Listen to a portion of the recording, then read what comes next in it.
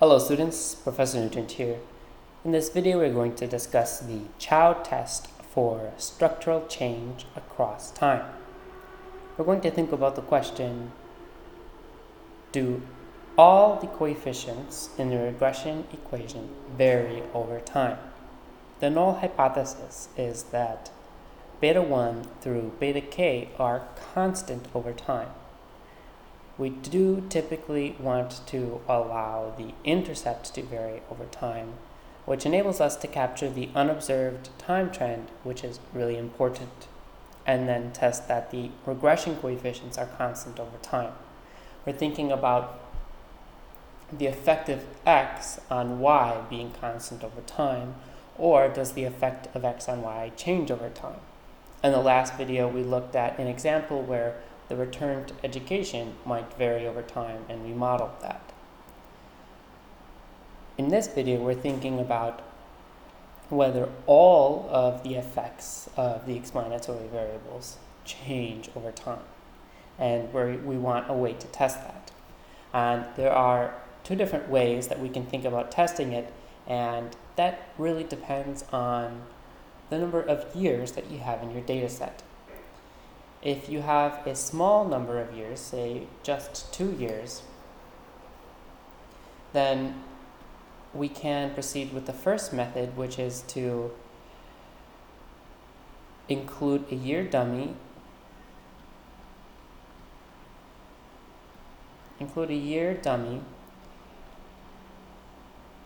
and a full set of interactions.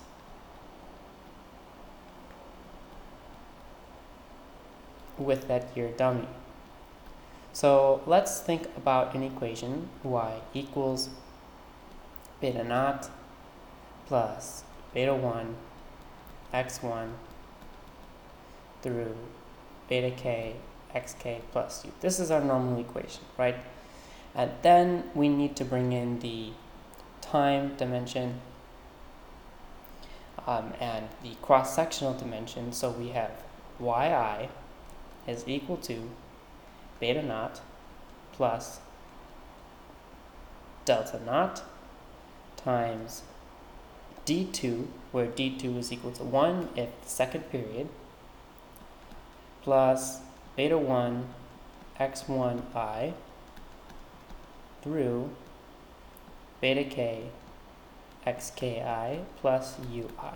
So here we have a regression equation that represents the pooled cross-section across time, where we are able to model this equation for two different time periods, or include two different time periods in this equation, and delta naught represents the increment to the intercept for the time period d2. Now, we need to include a full set of interactions to test whether beta 1 through beta k are constant over time.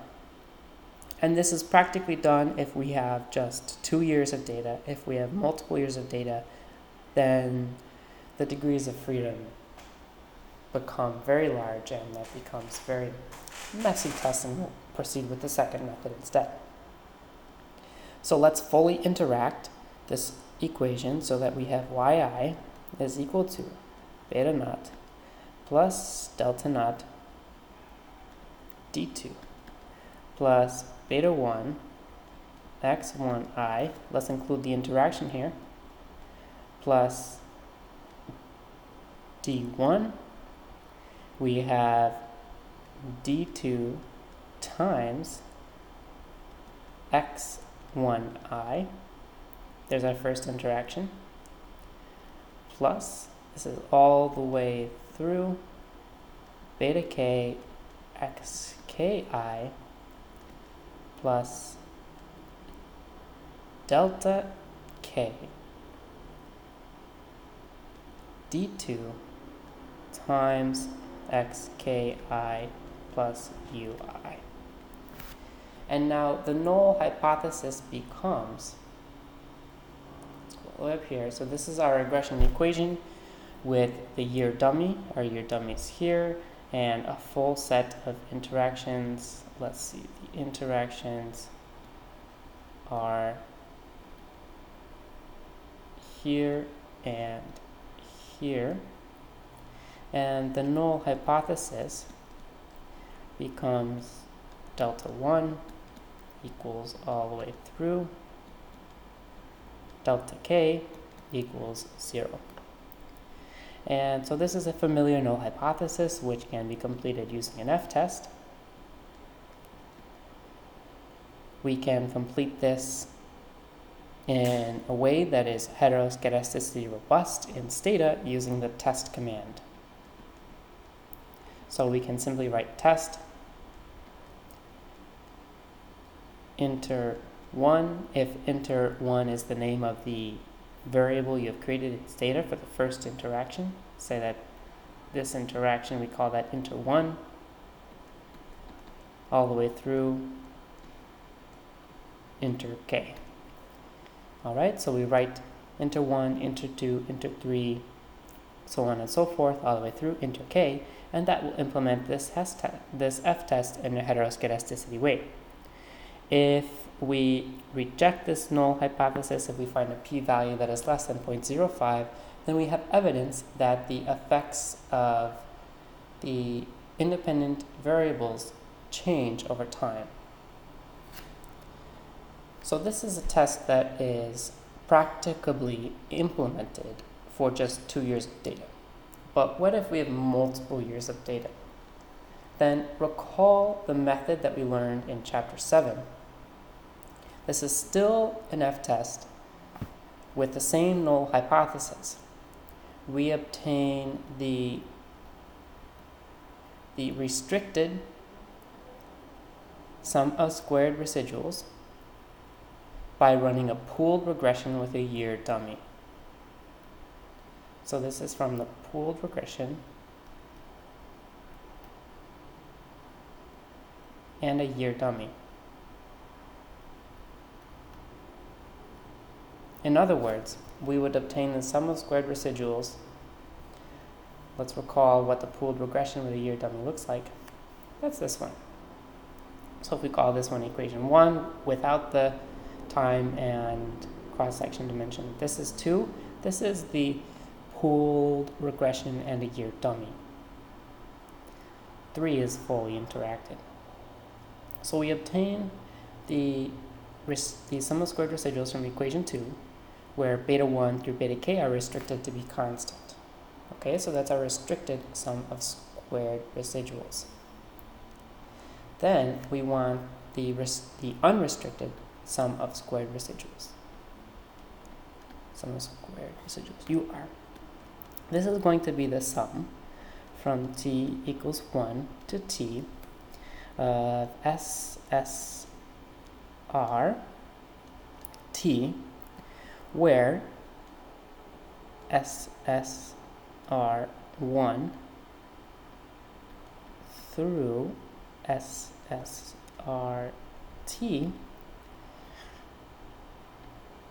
for t equals 1 through t are the sum of squared residuals obtained from regressions run for the sample by each year individually.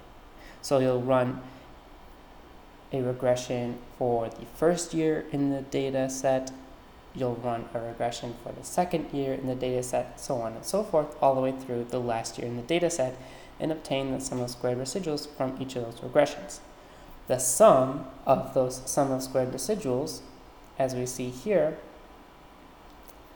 gives us the unrestricted sum of squared residuals. So what we're doing here is we are allowing the effects of the independent variables to vary over time, and then we obtain the sum of squared residuals, having allowed the effects to vary over time. Then we have just an f-test, okay, with k explanatory variables and t time periods. We are testing t minus 1 times k restrictions.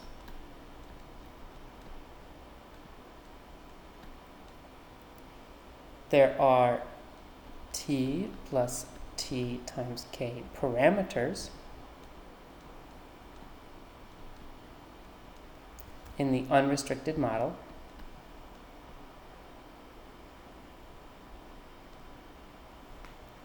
Ooh, what's going on there?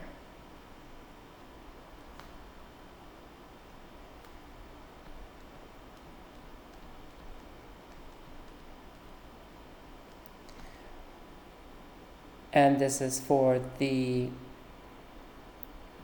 interactions, right? We allow for all of these interactions and the dummies. And we have the total sample size is the sum from t equals 1 to t of nt, where nt is the number of observations in year t. So we sum up the number of observations over each year, which gives us the total sample size, the total number of observations, so that we can have a degrees of freedom. We have 2 degrees of freedom for the f-test. Recall, we have t minus 1 times k for the number of restrictions. And we have n minus t minus tk. Now the f-stat for this second method, this is equal to sum of squared residuals for the restricted regression minus sum of squared residuals unrestricted, so that's the sum over all of those regressions run individually, times SSR unrestricted. Oh, that's too many S's.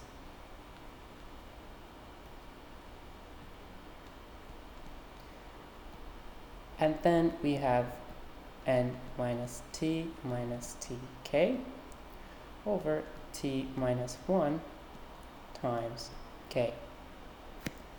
And again, if we reject the null hypothesis, then we have evidence that the effects vary over time.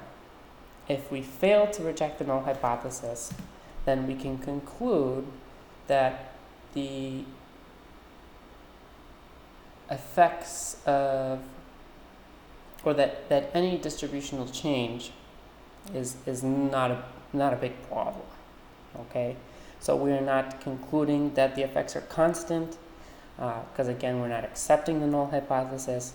We are just concluding that any change in the effects over time, they're not very large. Okay, so they can be perhaps reasonably approximated by a constant effect over time. That's it for the Chow test for structural change across time.